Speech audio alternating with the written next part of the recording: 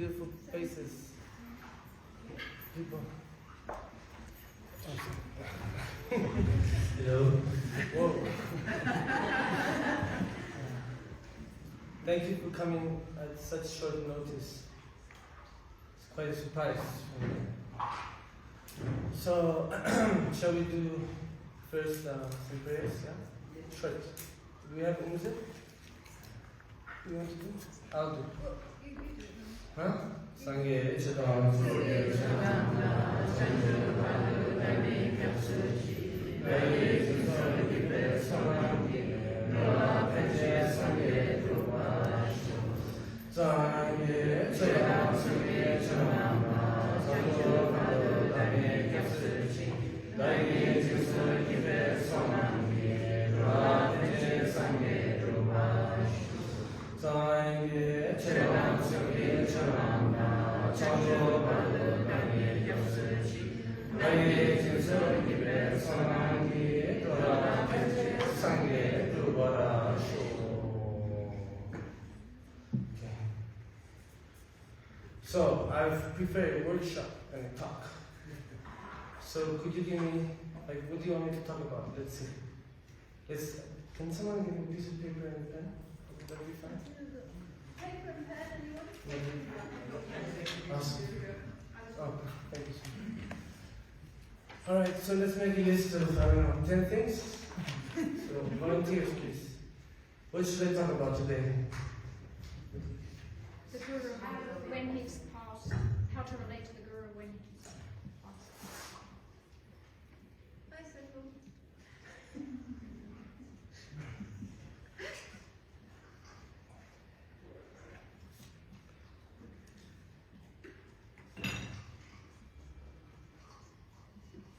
Okay, what else?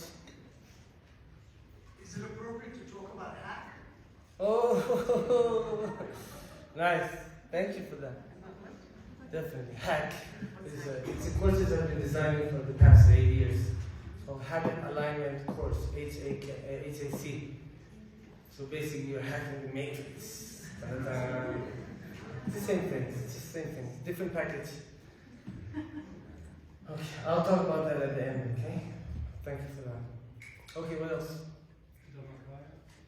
Well, I'm not a very technical guy. So you can use that for the gurus. Sorry about that. Maybe in the future. Alison? Any advice on navigating between grief and rejoicing? Oh, nice.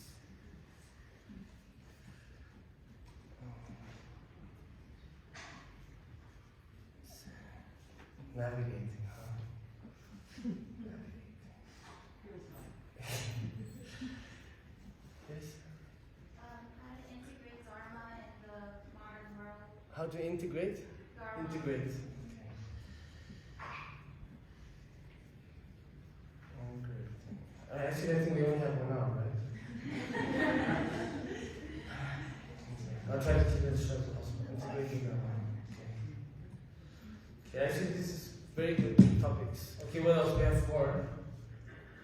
Yes? Your environmental living. The group, the community. Okay, great. Environmentalism. That's a very big subject. That's actually Dharma in action. Compassion in action. Environment. Okay, what else? Yes? Inspirational stories about your time spent with council. Thank you. Definitely. Stories. Yes? Yeah, I was going to say Namasu. Oh, okay. Alright, perfect. Okay, let's have a few more. Okay, 1 or 2 more? We don't have much time. 1 more then? Yes. And you. Well, Lama has wonderful qualities, yes. I'll start with that actually. We only have an hour. Yeah, that's what we have to condense. I can talk really fast. The wonderful quality. Okay, the last one? Can we talk about the return of Rinpoche? The what? The return of Rinpoche? Can we give him a week at least? It's been 40 years, he hasn't even lied down to sleep, and you already want the reincarnation? He's visiting all the Buddhas in all the 2 realms right now. You know, just let him enjoy a bit, right? Don't be so egoist. I'm kidding. Okay, so Well, that probably is a question actually, Osel. which one? Where is Rinchi now? Where is him? I don't know. How can I know? No, but I mean just sort of some idea for a Western. Well, he's definitely in the pure realms. No, And that's, the Buddhas that's is an visiting, answer. all the Buddhas are congratulating him. He's visiting from one pure land to another, Maitreya pure land, this pure land, Shambhala, all the different pure land. How many are there? There's so many, right? You're serious, right? Am I serious? I don't know. That's what I feel. It's my feeling. Thank you. Obviously, I mean, where else can he be? We're not the center of the universe. You want him to think he's here with us? Me, big me. No, come on. It's not all about us. There's a lot more things going on, you know. And actually, if you're not the center of the universe, then your problems become much smaller. And your suffering becomes much smaller as well. I mean, it's good to be proud because you are, but also be humble because you belong. Anyways, so, Lama Zopa's qualities. Man, I could speak for weeks on that.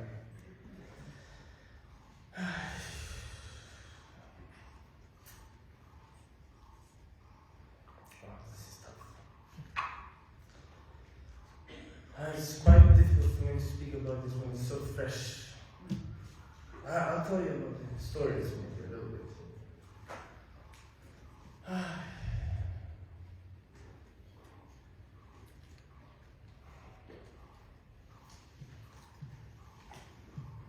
You know, everybody's asking me, in Tibetan they say, Kusuk de means, how is your body? And I was like, how are you?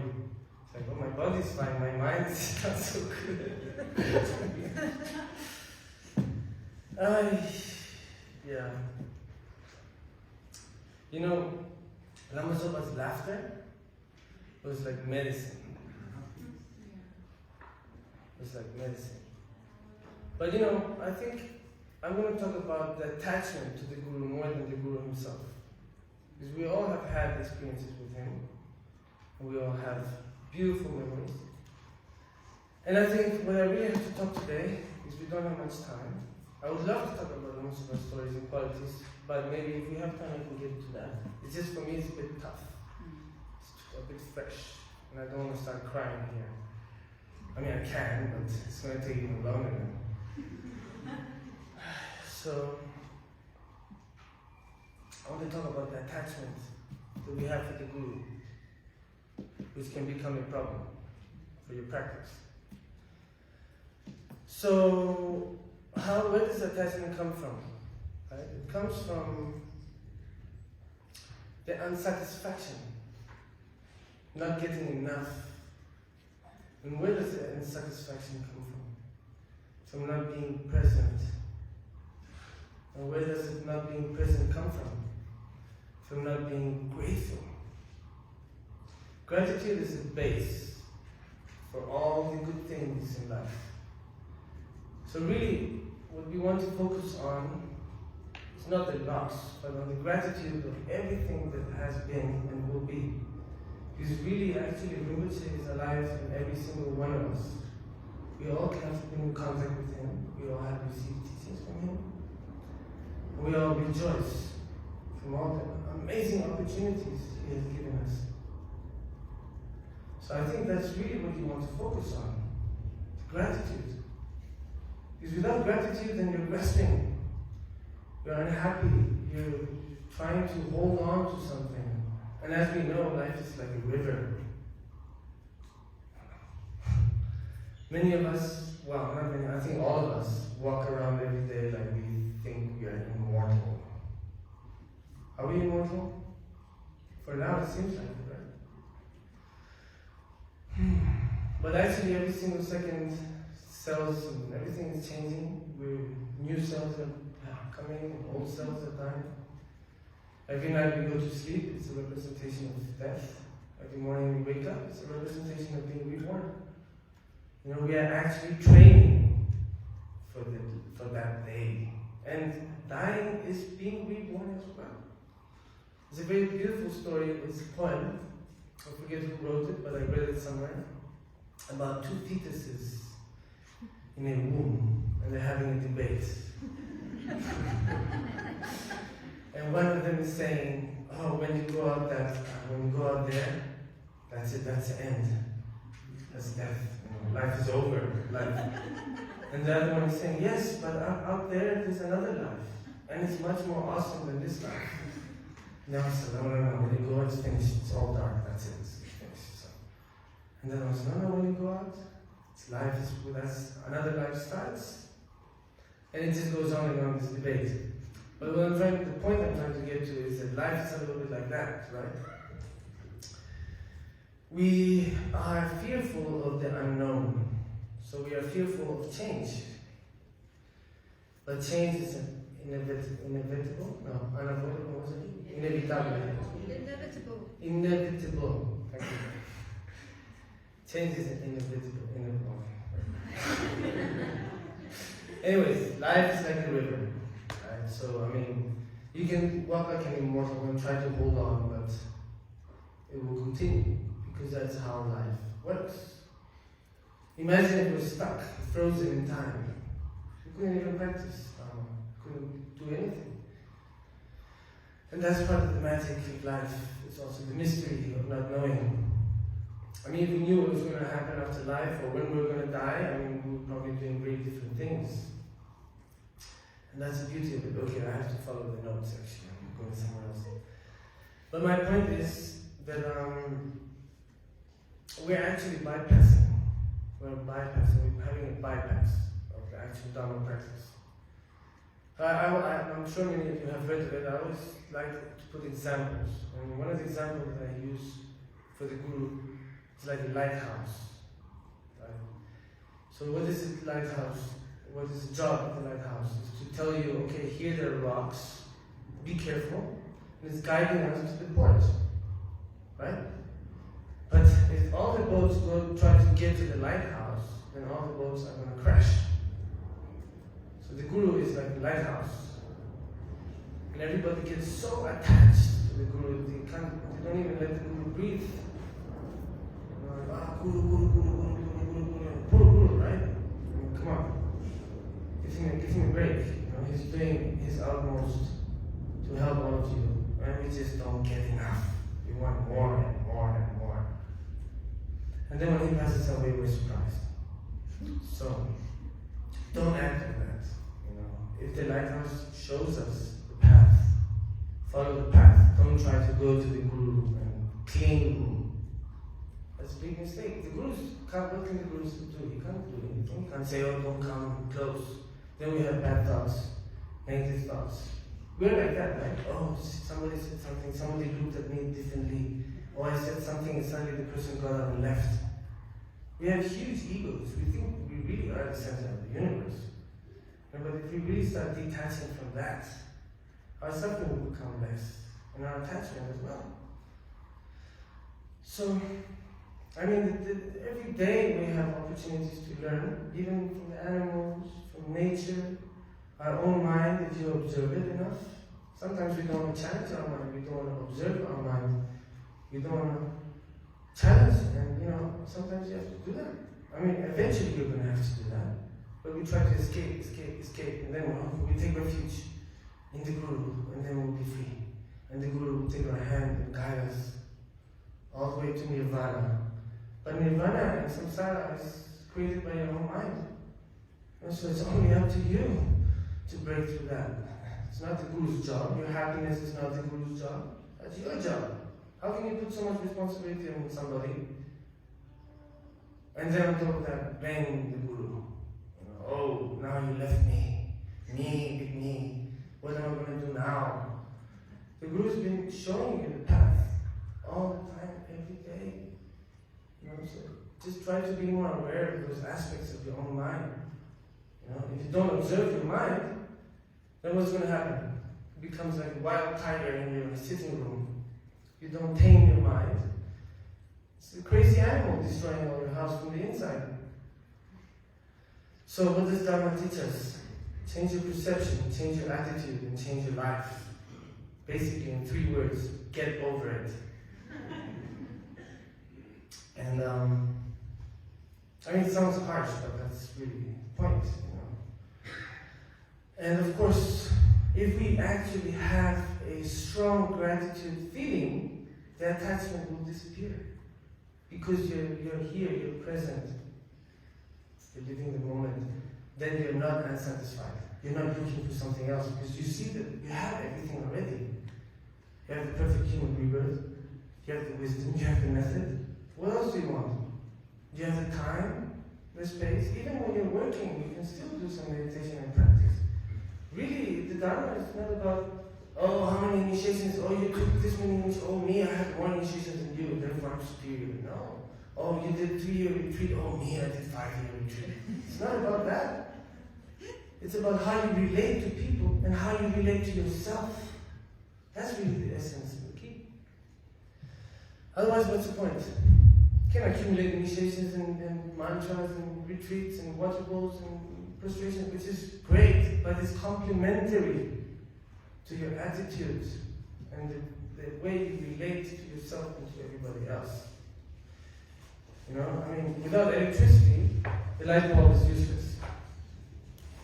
And even if you have electricity but you don't have the light bulb, then the electricity becomes useless. So you really have to complement those things. It's not just one way of thinking, you know. You have to really be able to open up and see everything from 360 degrees outside of your bubble. So, first of all, gratitude. As long as you have a gratitude feeling, then things are going to be much easier and you're creating all the conditions to be a happier person. And if you're a happier person, then you can share that. The true values are inside and not outside.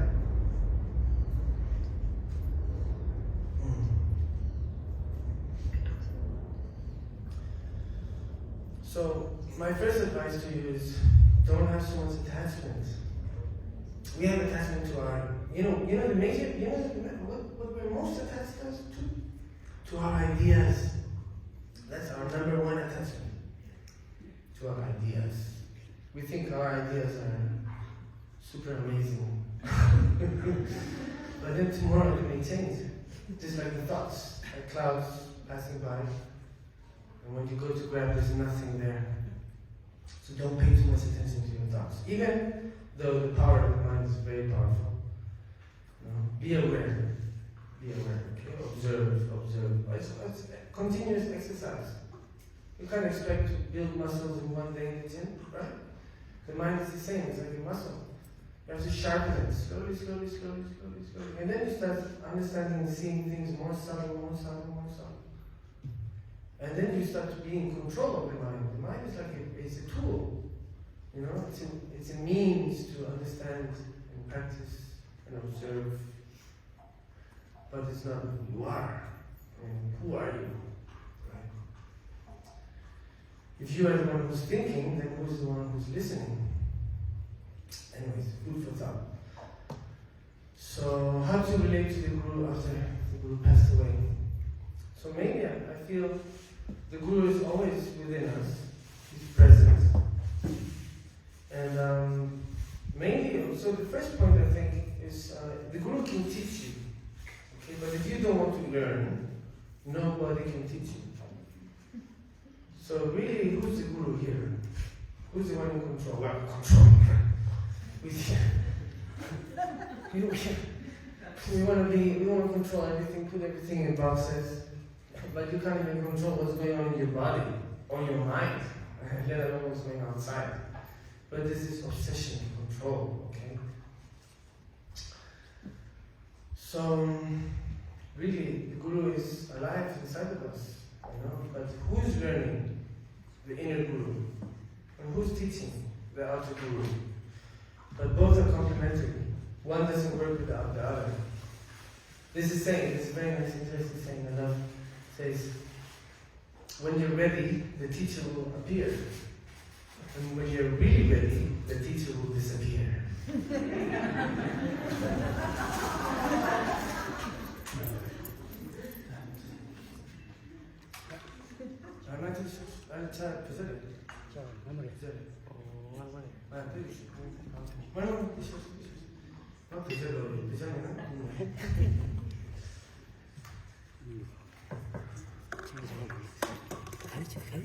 You want to offer the tea? Come on. What's the color, please? Or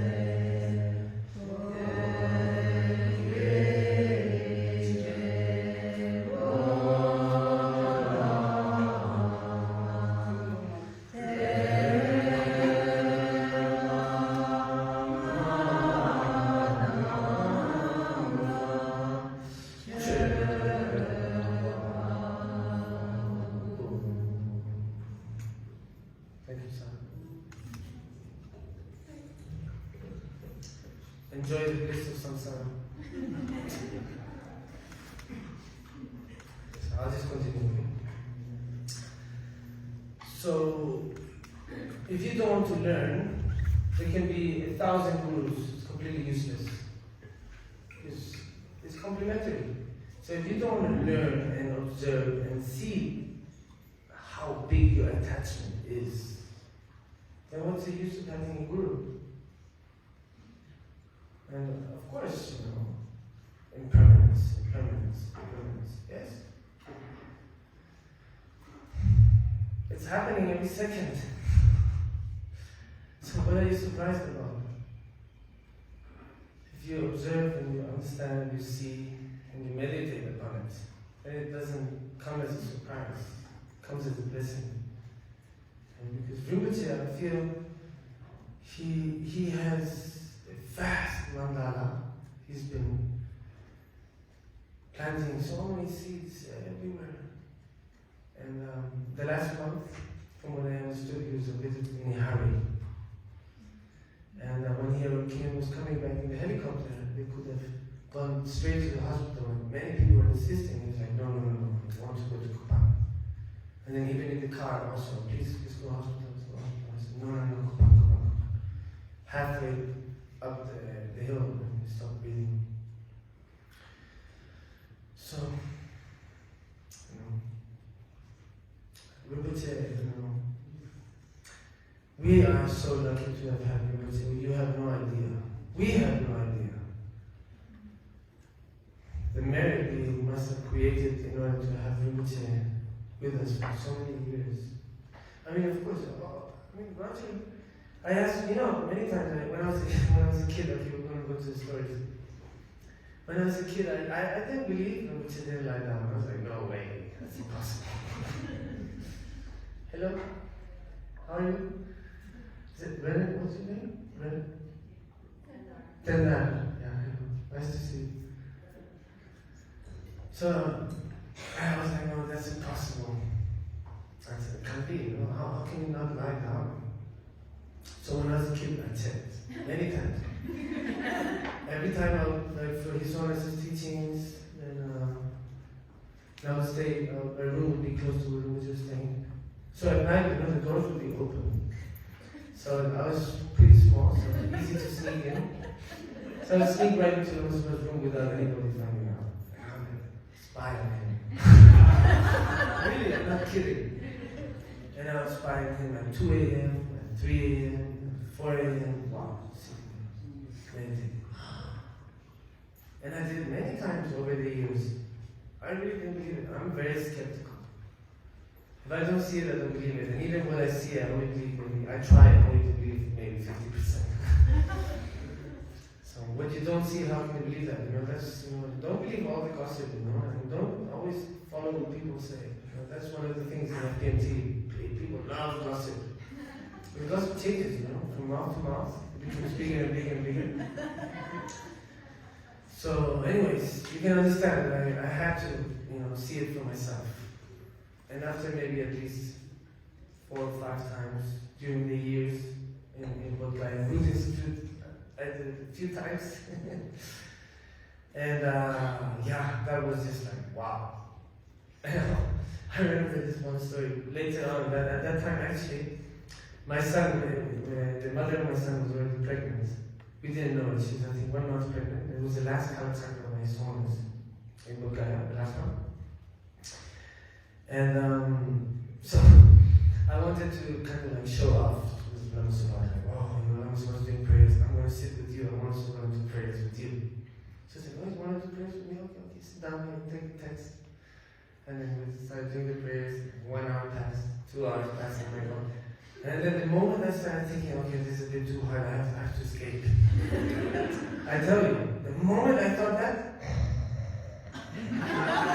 snoring. I'm like, okay, this is my chance. So I silently start getting up and start walking slowly. Like no, like silent ninja, I tell you. And I get to the door and I'm like almost there, and the silent ninja. Come back. She didn't open the eyes. She didn't open the eyes, so I was like, run back and sit down like I haven't done enough. And then she open the eyes, see him there. Yeah, okay, now I'm trying another half an hour, and then maybe after 20 minutes, 10 minutes, I'm like, okay. I started thinking, oh, this is too hard. And the moment I started thinking again, instantly, crazy, and I'm like, okay, my chance. Again, and I'll repeat that 3 or 4 times. And every time I got right to the door, and then you wake, oh, yeah, and I got back to the seat. That was like 6 years ago. I was 33. And that was amazing. And then finally, of course, I was like, okay, it's 4 a.m. and I'm like, it's never going to end. So Rubuja, please, can I go to sleep? Oh, yeah, okay, go to sleep. So that was quite an experience for me. After that, I was like, I'm not going to show off anymore. I can't keep up. I'm too lazy. Today I had a conversation with Kane right before the talk. I was having a talk with him, and I was saying I'm sorry when I was young, I was a bit lazy. And he's like, oh yeah, in the middle of the classes, you'd say, well, I have to go to the bathroom, and then you would stay there for 2 or 3 hours. Because I would hide comic books in the bathroom, and I would be like, oh, I have to go to the toilet, okay. And then they would knock, and I'd be like, no, I'm not finished yet. And then 1 hour would pass, and they would knock again, and I'm like, oh, no, I'm still. And I'd be like reading Tenzin comics, Asterix novels. So he reminded me of that. I forgot about that. I was a bit of a strategist. So anyways, yeah, like that, I have so many stories like that in Muslim. Amazing stories. But yeah, so mainly the way to relate to the Guru, even when he's alive as well, not just when he's passed. You know, it's alive, past, you know, that's why you really have to appreciate the presence of somebody. You know, one of the problems with this telephone, you don't appreciate the presence of people so much. You're like, oh, you think about, maybe I'll write to him, I'll just text him what I think, you know. So you can always contact the person whenever you want. So when you're with the person, you're all over the place. You're like in a hurry for this, for that. But back in the days, before there was any phone, you didn't know when you were going to meet someone. So when you met them, you really used that time properly. You weren't like thinking here, there, oh, that, blah, blah, blah. Oh, I'll just text you later. Oh, we'll talk later. Oh, I'll send you a voice. I'll call you. You know, you don't have that. And I don't know about degenerate times or not. It's just the times that are. That's it. You know, we can give it many labels and conditionings and be pessimist or optimist. You know, that's up to you. You know, in the end, if you really think about it, nothing has color, nothing has taste or smell. You give it the taste and the color and the smell. In the universe, nothing has color. Who appreciates the color? Who sees the color? If you don't see it, then where's the color, right?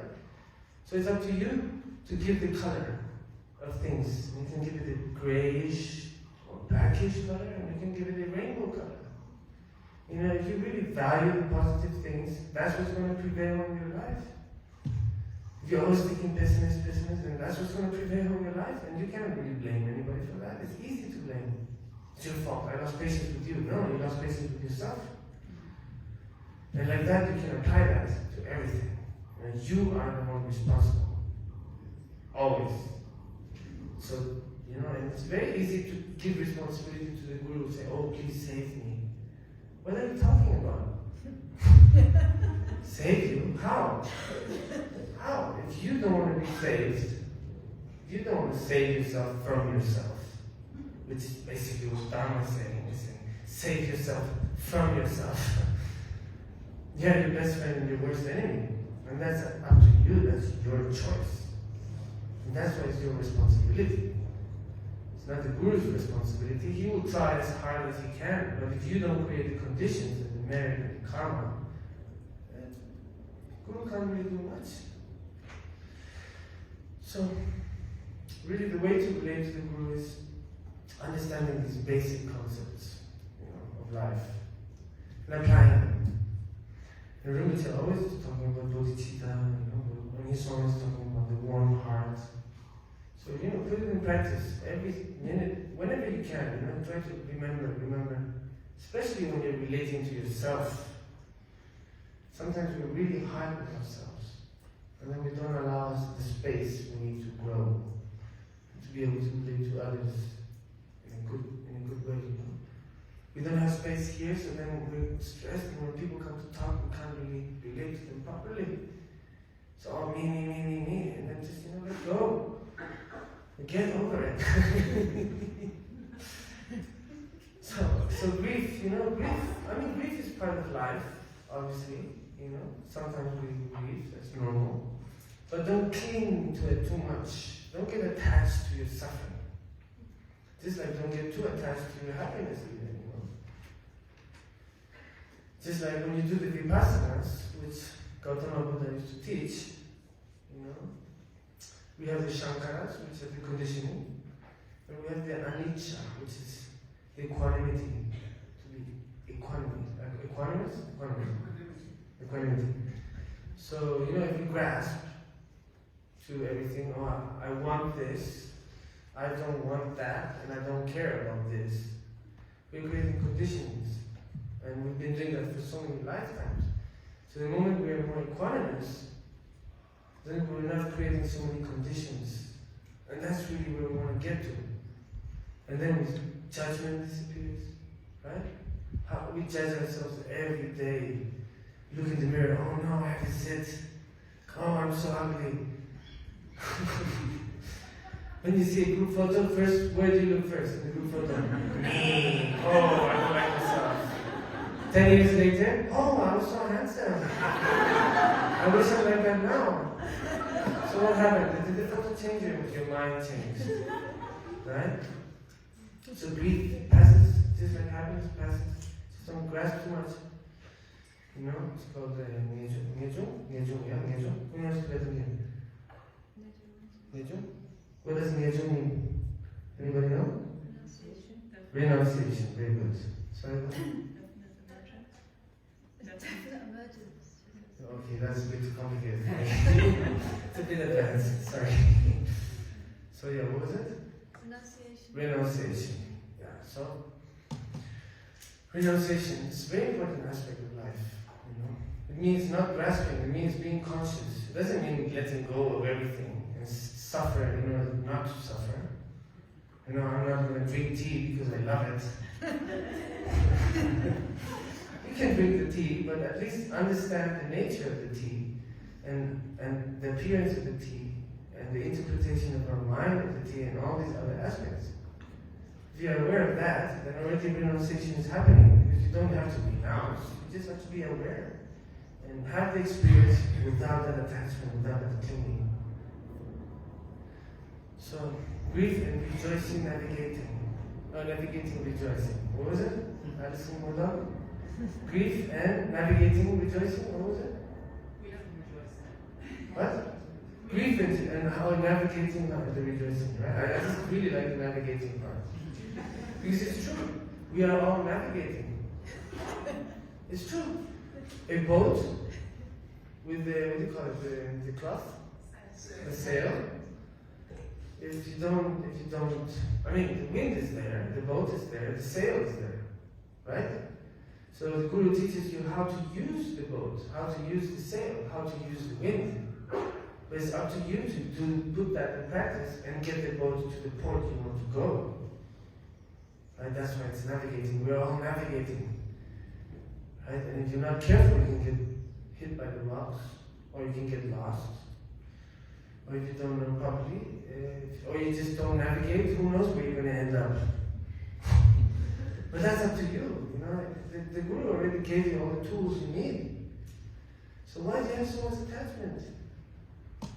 For me, it's very clear. The Guru passed away, and not even 3 days have passed already. Oh, please come back, please come back, please come back. Do you know what that implies? That implies separating a child from his family and putting responsibility of your happiness to that child. Don't you think that's a bit, where's the compassion in that? Okay, at least that's one way of thinking, right?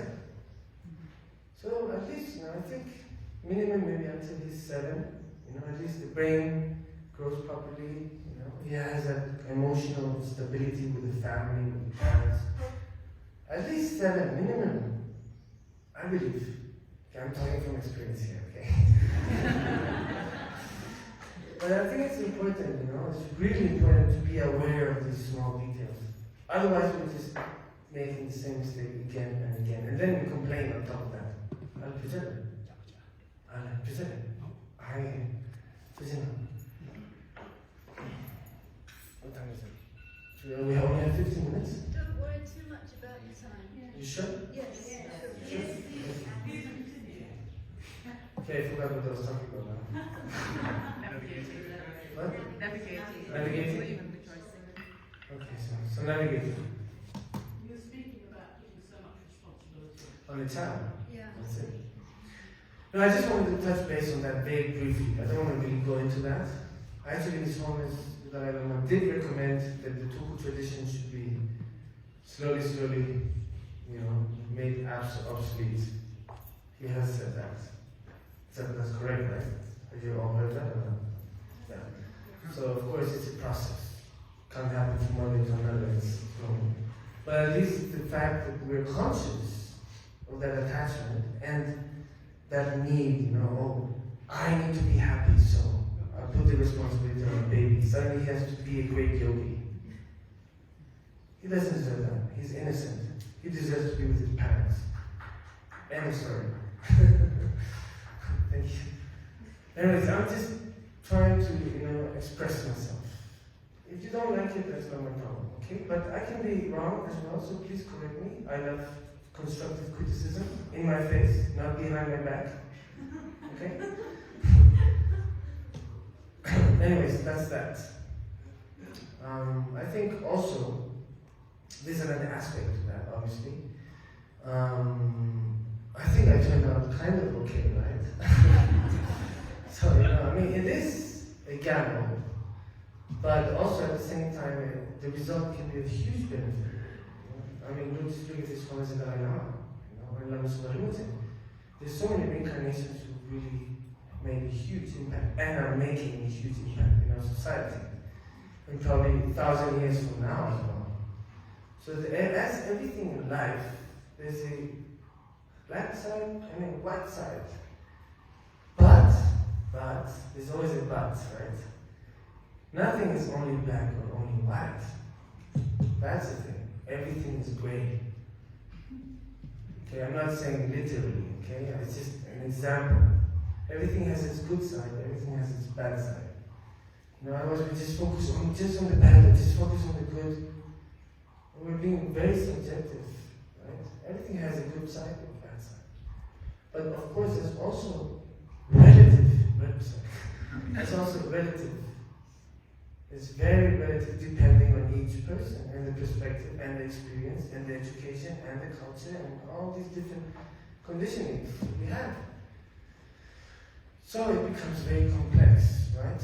But to keep it simple, is just be aware that, we have, of course, for now it's easy to kind of think, okay, there's a dualism, right? But ultimately, dualism disappears. Is that correct? I have to ask someone. They're the wise ones. Just to be aware of that. Otherwise, we're just too one-sided, and then we don't see clearly. And then we start criticizing. And when we criticize, the only thing we're harming is ourselves and our reputation. We're talking about reputation. What's the important aspect? Is your character. Because you have control over your character.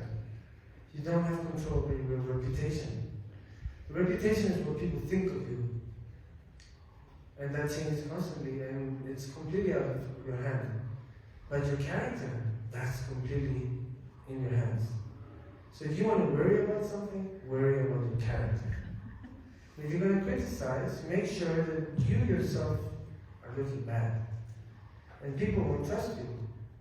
Because they'll think, oh, now you're criticizing somebody, when I'm not here, maybe you're criticizing me. So you're actually creating the conditions for people not to like you. It's just a small piece of advice.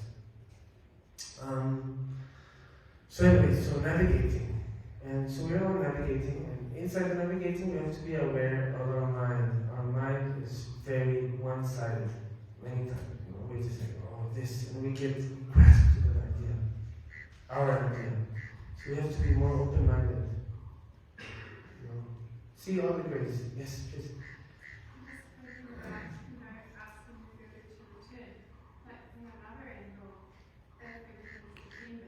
If everything's dependent, and Lama's offer was always promoting voting tutor, but it had to be a dependent arising for him from his voting tutor expression. We can't, we have to ask for it, don't we, for it to happen if we want it. Well, I think even, I don't know if I should talk about this, but if you have the karma, the Guru will return. But it's not up to you how he returns or when he returns. Right? But the main thing is to create the merited conditions for the Guru to return. So it's an inner job. Inner job. Inside job, the inside, inner. So, if you're grasping outside all the time, then you're not so close to where you should be working. The mind science happens here. Well, scientists say here. I don't know where it happens actually. I'm just pointing here. It happens. But you have to do the work. You have to create the merit. And of course, it's praying.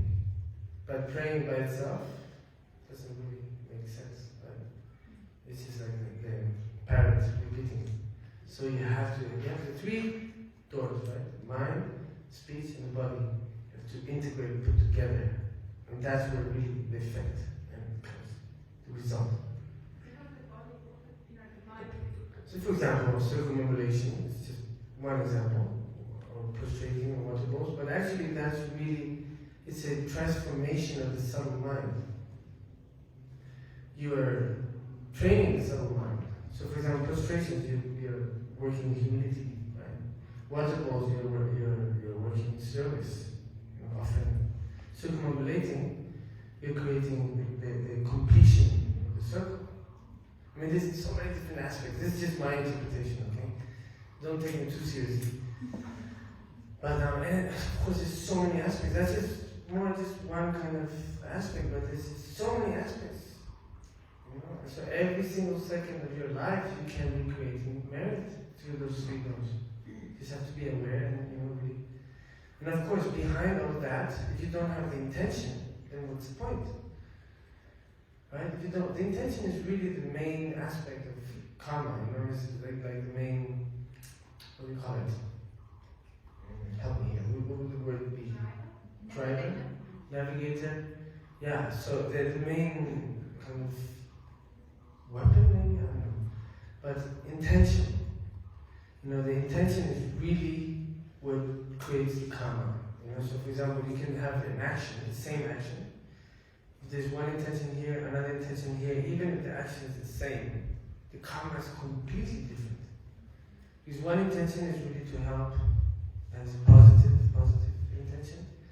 The other intention is maybe egoist, selfish. So maybe the action or the words or the thoughts are the same, but the result is completely different, karmic result. So really, it's it's a work of each individual which influences the collective. And the collective karma is very important. But if there's no individual work, then it's very hard to really, get that collective karma moving.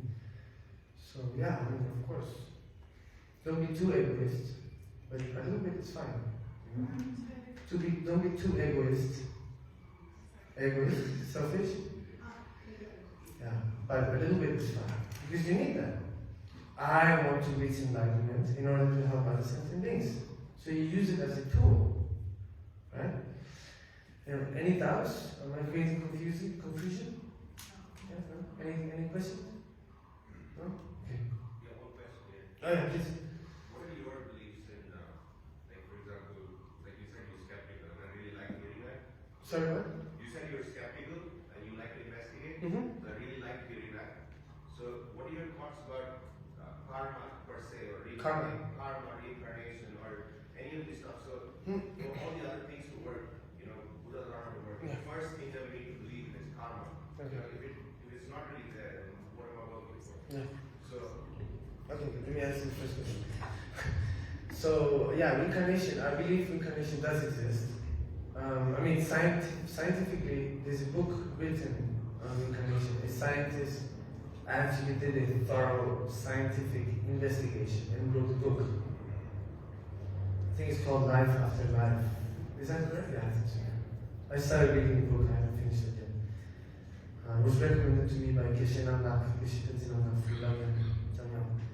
And I think that's very interesting because that's a scientific approach to reincarnation. But the thing is, before science discovered it, already 2,500 years ago, already was understood by the Buddha and many people, many practitioners.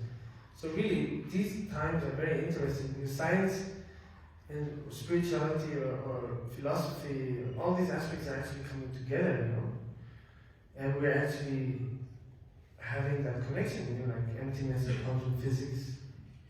Quantum physics is a very recent thing, but the concept of emptiness is thousands of years old. And suddenly now the scientists are talking about exactly the same thing. So that's really, these things you see, you realize that there's a lot of truth in it. Of course, there's times, after thousands of years, just in one day, when people would go to teachings of Buddha, there's no microphones and speakers at that time. So many people couldn't hear what he was saying, so they had to wait for people to interpret and tell that person, they would reach you, and already maybe it would be the 10th generation interpretation of the original words of Buddha. And already it would have changed. So if in one day it changed, less than 2,500 years. Right? So the essence is there because the institution of Nalanda and His Holiness the Dalai Lama have been brilliant, and many other teachers and gurus. They have been really working tirelessly, lifetime after lifetime, to make these teachings and techniques available to us. So it would be very stupid not to use them and take them. Lincoln puts a very nice example of an island full of jewels, and you get shipwrecked on that island, and then you get saved, but you don't take any jewels with you. We will be all grabbing jewels, trying to fill up our pockets, right? That would be the logical thing to do, right? In this capitalistic system, society. And being in touch with the Dharma and not using that is like going to the island and leaving empty-handed. Doesn't make sense, right? So, unless of course you're Sinbad. So, please take advantage. Please use it properly. And try to observe your mind. Don't criticize so much. Don't get too attached. Let go. And at the same time, try to really see and use it properly. Otherwise 20 years will pass and people say, oh, I don't have any results. And maybe you're not doing it right. Maybe there's something that has to be complemented with that. Other aspects. The warm heart, for example. It's very important. I think that's a basis, a warm heart. Anyways, I'm talking too much. Integrating Dharma. So we're already 3:30. Are you sure? Yes. I'll just make it a little bit longer, otherwise it's too much. So integrating Dharma in everyday life. She's in charge. Who's in charge? She says Okay, so you let me know. Okay? Because I think at 4 there's Tarapuja, right? Is it Tarapuja? she's in charge. So, well, what happens at 4 o'clock? You'll be continuing.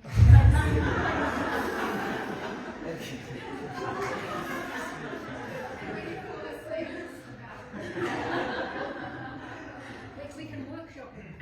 Sorry, what? We can workshop everything. So you Workshop. so you can enjoy it and. Thank you. So integrating the Dharma, I think that's really the key to Dharma practice is being able to integrate Dharma in everyday life. Because some people are like, oh, I'm going to study now, and when I finish the master program in 7 years, then I'm going to go to the Himalaya and find a cave, and then I'll meditate. Right? I mean, that's a metaphor for many aspects in our life. We are so attached to an idealization, which will never, idealization doesn't exist, will never exist.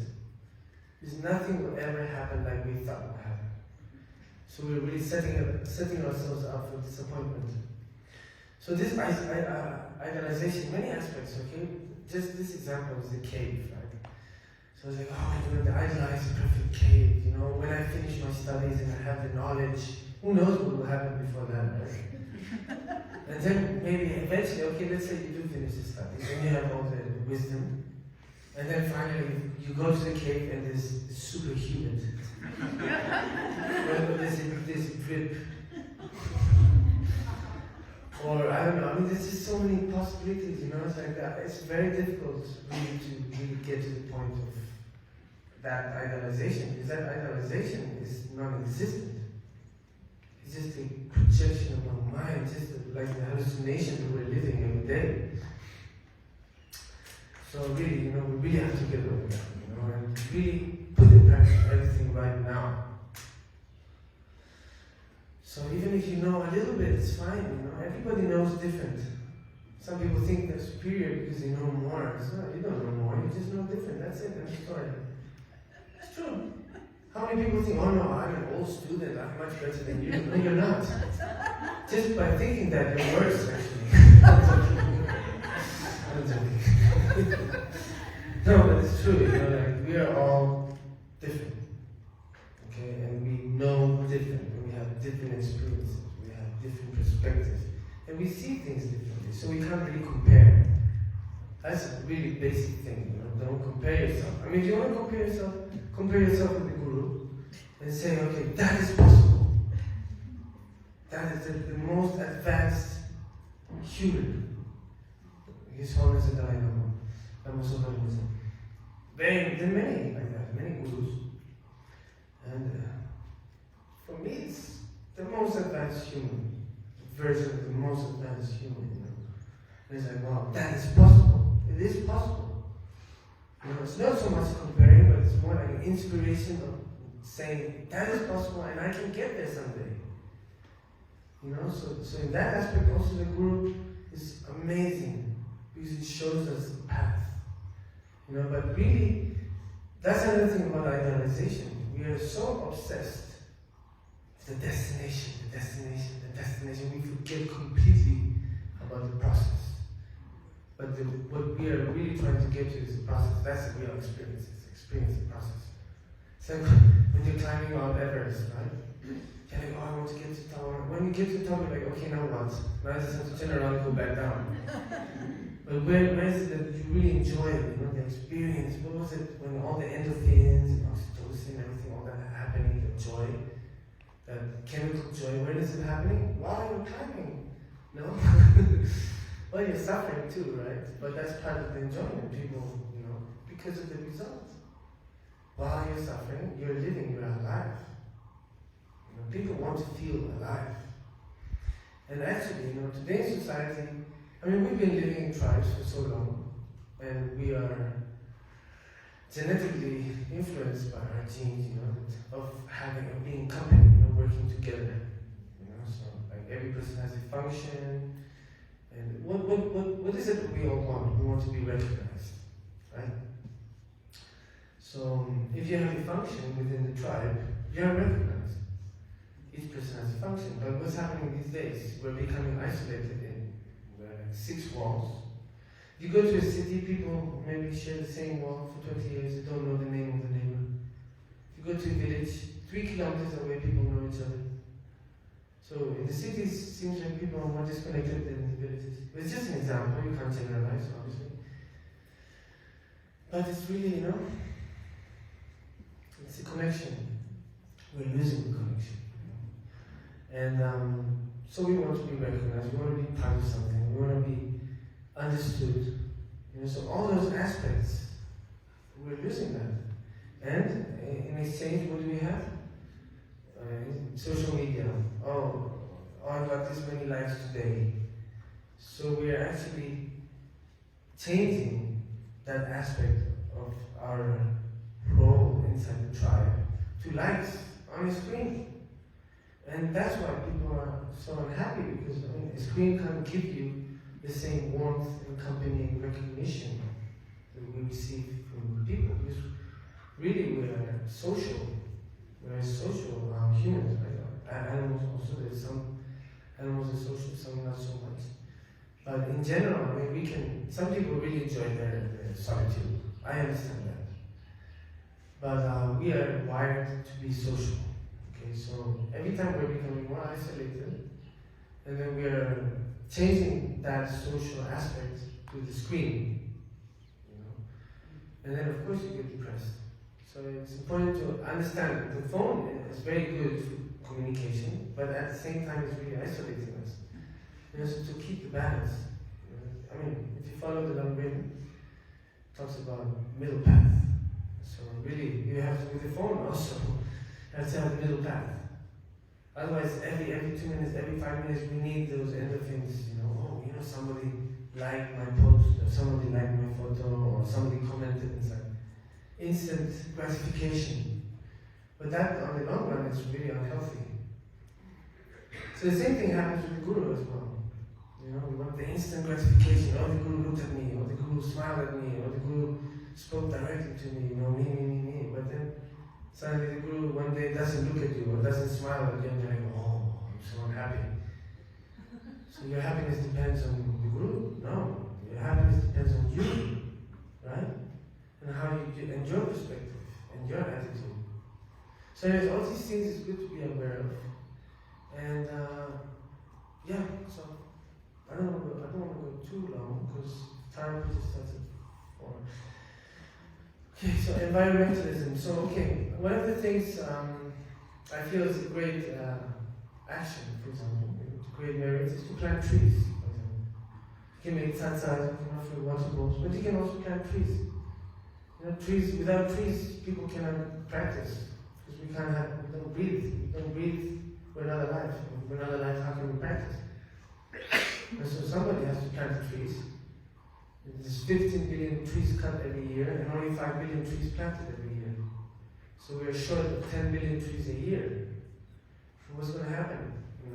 If everybody's practicing and nobody's planting trees, then all practitioners are going to have a lack of oxygen. And there's going to be so much carbon, so we need to have a balance, so it's good, and we actually feed that system, the consumerism system that's destroying our planet. So at least to be aware of that and have a conscious, consumerism, at least, to be aware of the impact. And, really to start with the individual. Even if it's just with the plastic bottles. Do you know they throw 1.2 billion plastic bottles every day? Single-use plastic. And here, we know it, but we keep doing it year after year, day after day. Why? And so if Dharma is, it's about everything. It's not just about one thing. Right? Everything's complementary. Everything's interconnected. So you have to work on many. So of course, for me, I like that. I love trees. Since a child, I used to plant trees, and I've been planting trees all my life, and will continue doing so. And I think that's a great act of, compassion and great dharma, creating merits as well. So while you are all reciting mantras and doing pujas, I'm going to be planting trees for Namaska's swift return. But he has to take his time. We can't pressure too much. And when the child arrives, we have to respect also his connection with the family, his growth. All of these aspects is very important. So, and I also hack, and then we'll finish. Hack is a habit alignment course. Actually, originally I called it hack, H-A-C-K, habit alignment concept key. But then I thought it was too complicated, so I was like, okay, habit alignment course. Still, the sound is the same. So hack mainly is like a package. So it has Dharma inside, but it has many other complementary things that go with the Dharma. So that's what I'm dedicating myself to. Apart from many other things, but really this for me is like my ikigai. This is my purpose in a way. Because I feel it's very complementary to the practice of Dharma. And of course you have to work your body, you have to work what you're eating, you have to understand the impact in the environment that we have, just existing, just being here. You flush the toilet, 5 liters of water every time. It's like, what? Why is it so necessary to waste 5 liters of water every time we go to the bathroom? But it's just set up like that, and we are so comfortable in our comfort zone. Wait till they cut the light, wait till they cut the water, and then we're going to go out to the streets. We want water, we want electricity. But until that happens, we're chilling in our comfort zone, watching TV or whatever it is. And we don't, it's too hard to think about change. Change. One day it will happen. Or maybe the next generation will take care of that. But you really have to start here now. So I think, hack is part of this. My offering to humanity, I guess. It's my small seeds plant. And of course, in the hack groups, every single person is a therapist. We all work together, And of course, in a hack, always there will be a geshe who will talk about emptiness. But there will also be quantum mechanic physicists or scientists who will talk about quantum mechanics. There will be professional people who will teach yoga and professional vegan chefs who will show you and give you a course on vegan, how to cook vegan or vegetarian food. And you also have the menu, and there's many different aspects like that, but it's called habit alignment for a reason. Because we are creatures of habit. And in order to break the habits, we sometimes have to leave our comfort zone and start new habits and end old habits. Because many of the habits we have that we've been repeating most of our life are a bit harmful, actually. Maybe not just a bit, but very harmful. Not just to yourself, to the people that surround you, to society, to Earth, etc. We've already destroyed 60% of the species on this planet. Come on. It's about time. And in the oceans, maybe in 10, 15 years, there's going to be no life in the oceans. So we really have to wake up. It's not like, it's doomsday. No, come on. You can't be that pessimistic. But we have hope, and it's never too late, So, how many people are we here now? Maybe 100? So, if each of us start putting that into practice today, the impact they will have is huge. You don't know the impact that each of us has. Just with our thoughts. Forget the speech in the body. Just the thoughts. Actually, the mind is the most powerful weapon on earth. And each of you have that.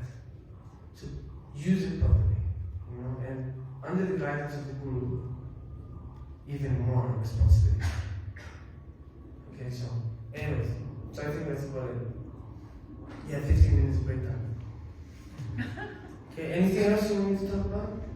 Do you have any confusion? I don't want to create confusion. Well, maybe a little bit confusion.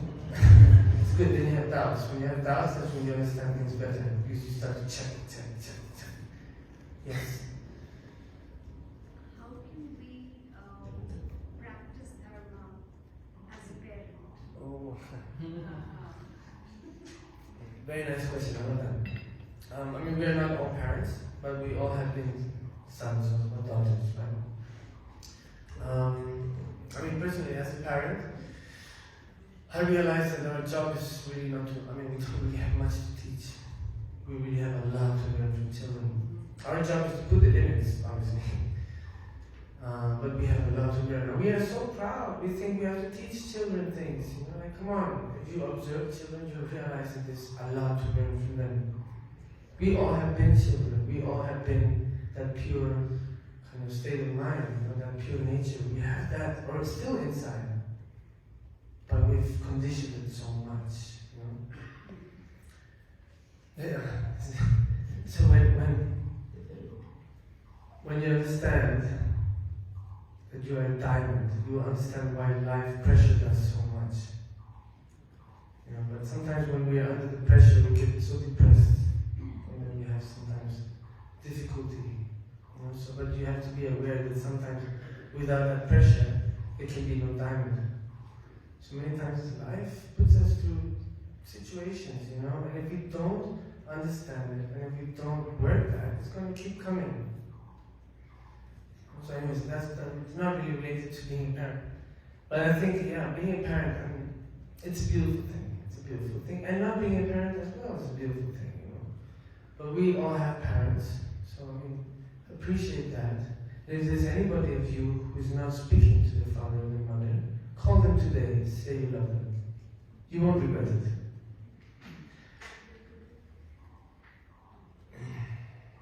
Yeah, it's very sad otherwise, you know.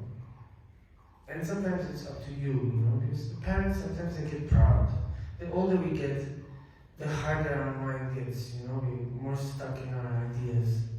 So as a younger generation, you know, it's good if we can, you know, say sorry, even if we're not wrong, say sorry, so we give space for that person to also say sorry. You know, because people are proud. You know? So if you're humble, you give them the opportunity. Saying sorry is really good feeling, I tell you. Some people think that it's not, no, I'm not going to say sorry. What they did was so bad, I can't forgive them. Yeah, but then you're carrying their weight, you're carrying their problem on your back. On your back, you know, like your backpack. So forgive them, forgive yourself.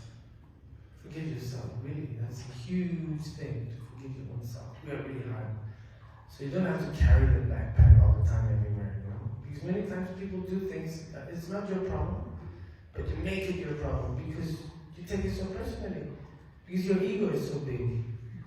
If you're more humble, you realize, you know, you have compassion for that person because they're suffering, and that reflects on the way they act and how they speak. But if you have a big ego, then you react and you give them back that same black energetic ball, you know, that black energy ball. So you really want to neutralize that. So if you're humble enough, you'll see that the other person is suffering, and then you can really have that empathy or that sympathy or that compassion or the bodhicitta. You know? So anyways, yeah, yes. Circling back to the beginning Mhm. of your talk, I personally don't feel like Rinpoche has left, but that my very negative karma has aided in creating this. And when I went to see Rinpoche, I could still feel him very much with me. So that just concreted it more, you know, like Rinpoche would never leave us. So when Kane Rinpoche was talking to Singapore about this, he made reference to a kaya body. So I was just wondering if you could... Kaya body, what's that?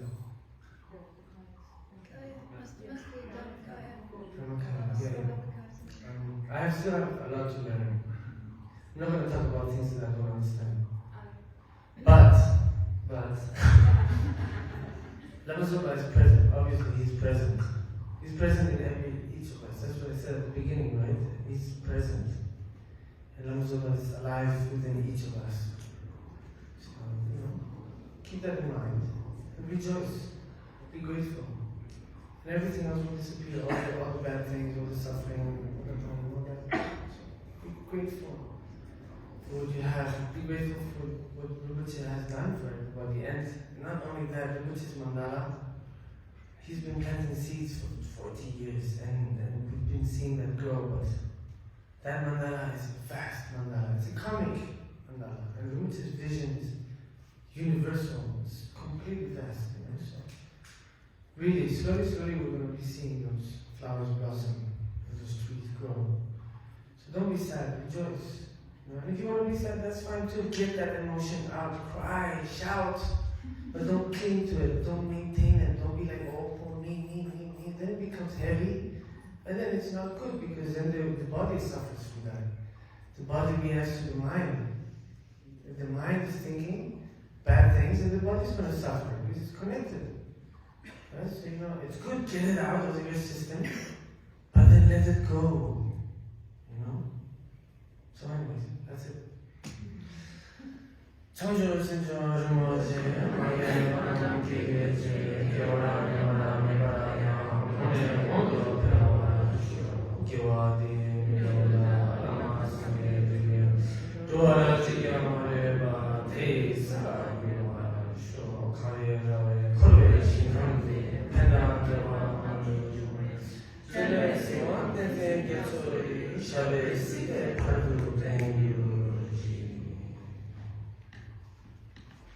Thank you so much, everybody.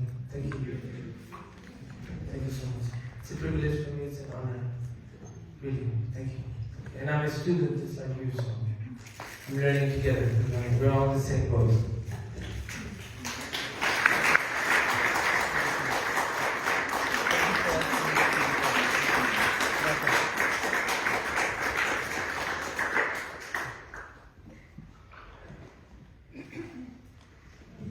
You can stay here longer if you like. I have a son. I have to take care of my son. Sons and daughters, yeah.